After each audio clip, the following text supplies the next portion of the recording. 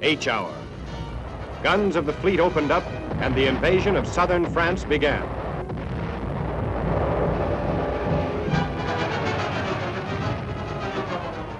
Landing craft bearing men, tanks, and ammunition raced toward their objectives. American PT boats vanguarded the invasion. Transports released their cargoes. Some assault boats were lowered empty into the sea.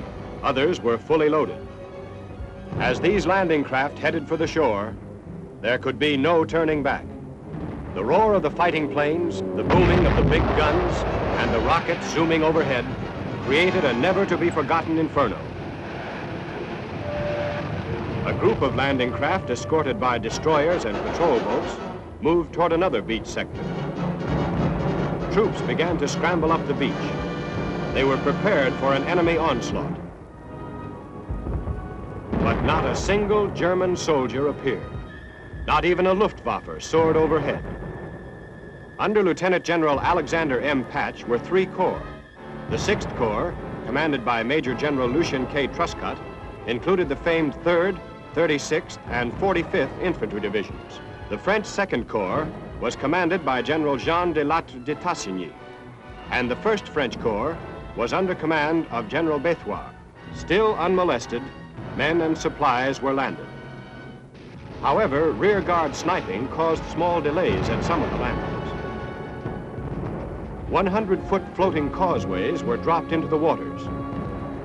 Mine detector squads cleared the roads to permit our tanks to continue on their way. German prisoners were herded onto the beaches for removal to ships. By midnight of August 16th, the French commandos had been contacted. Operations had progressed so smoothly that by noon the following day, a beachhead 20 miles long and 9 miles deep had been established. Our seriously wounded men were evacuated to floating ambulances. Meanwhile, the enemy fought desperately to block our advance in order to cover a general withdrawal.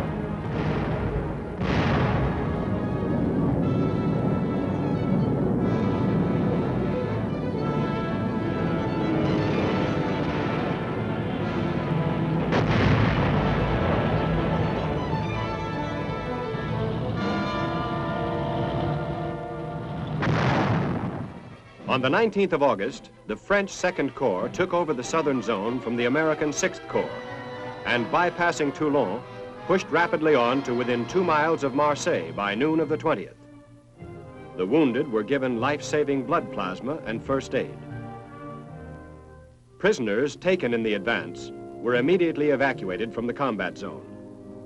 General Patch, accompanied by General de Tassigny, who now commanded the French B Army, awarded the Silver Star to Marc Reynaud, the leader of the French patriots in this area.